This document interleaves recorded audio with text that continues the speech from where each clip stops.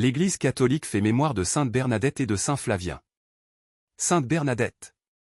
Elle fut la messagère de Notre-Dame, depuis la grotte de Massabielle près du Guêves des Pyrénées. Bernadette Soubirous était née à Lourdes en 1844. Elle ne savait pas lire et n'avait pas de santé. Elle fut choisie par Dieu parce que petite et pauvre, pour être à 14 ans la confidente de la Vierge Marie.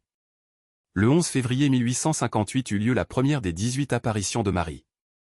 Quand Bernadette ose demander à la dame qui elle est, il lui est répondu en patois béarnais, « Je suis l'Immaculée Conception ». 4 ans avant, en 1854, le pape Pie IX avait proclamé ce dogme dont Bernadette n'avait jamais entendu parler. Placée sous les feux de l'actualité, dans une foule croissante où se trouvaient beaucoup de sceptiques, Bernadette n'avait de regard que pour la belle dame, reflet de la gloire de Dieu. La Vierge Marie, par des paroles simples et fortes, comme aux noces de Cana, se fait l'écho de l'Évangile, pénitence, conversion du cœur et prière pour le salut des pécheurs. Bernadette de Lourdes et de Nevers. Aussi admirable que les apparitions dont elle est gratifiée à Lourdes, et l'enfouissement de Bernadette, très loin des Pyrénées, à Nevers. Elle est entrée au noviciat des Sœurs de la Charité. Elle ne reviendra plus jamais à Lourdes.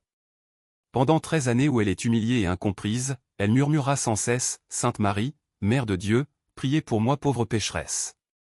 Le 16 avril 1879, elle rejoint celle qui lui avait promis le bonheur dans le ciel.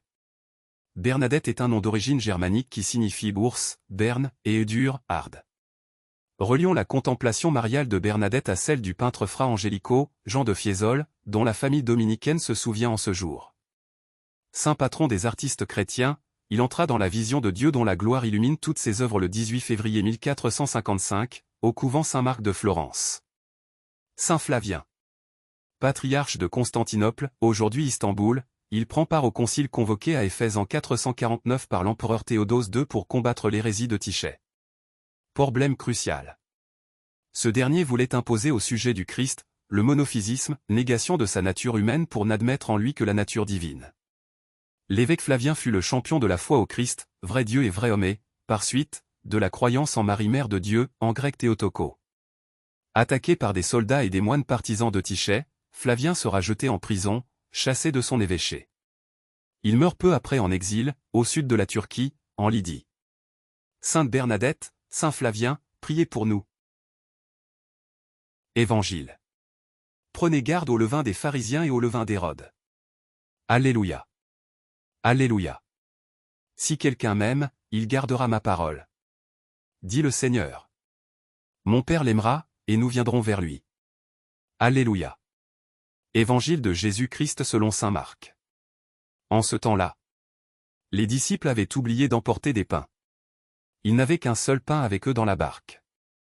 Or Jésus leur faisait cette recommandation. Attention! Prenez garde au levain des pharisiens. Et au levain d'Hérode. Mais ils discutaient entre eux sur ce manque de pain. Jésus s'en rend compte et leur dit. Pourquoi discutez-vous sur ce manque de pain? Vous ne saisissez pas? Vous ne comprenez pas encore? Vous avez le cœur endurci? Vous avez des yeux et vous ne voyez pas. Vous avez des oreilles et vous n'entendez pas.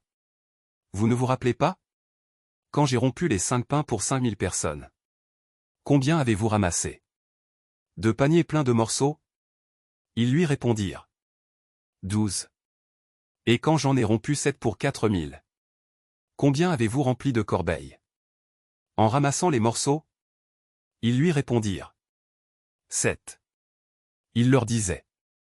Vous ne comprenez pas encore? Acclamons la parole de Dieu. Louange est toi Seigneur Jésus.